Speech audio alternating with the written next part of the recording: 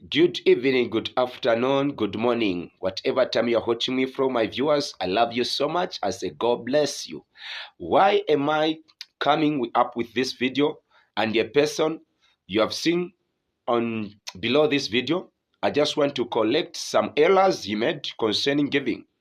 Because giving, it's one of the source where God can bless a child of God. But if somebody say you don't need to give, then it is a problem. The first point which I want to raise in this video, because this man you have seen below here by the name of Dr. Abel Damina, he claimed himself to be a pure and powerful man of God of this generation because he have already commanded the church member, or rather say the followers, that they should not pay tithe and seed in his ministry. But my question is, if this man of God is a pure man of God, and then he's having something connected to devil, can we say is a pure and powerful man of God? The answer will be no.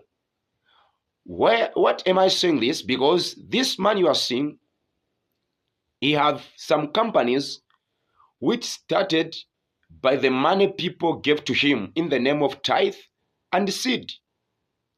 Not only that, even the church where he used to preach as a man of God, it was built a certain percentage of it to stand. It came from seed and tithe.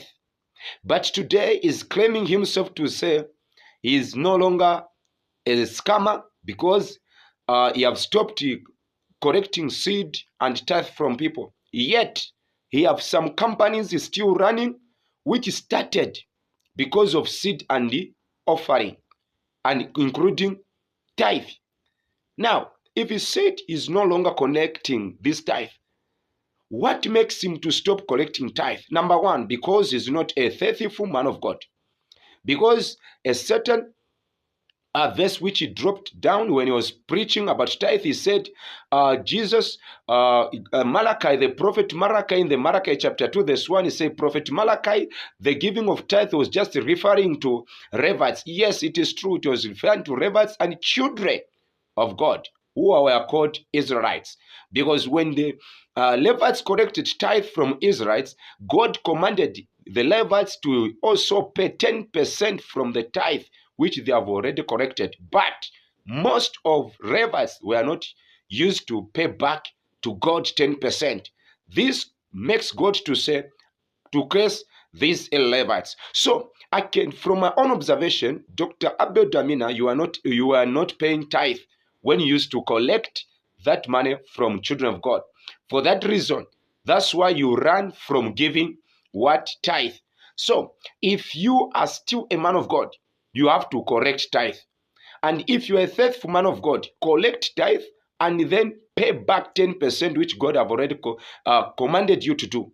If you are still a priest, if you are still a pastor, you have to do a command which a pastor must work in. Because every person has a command from God.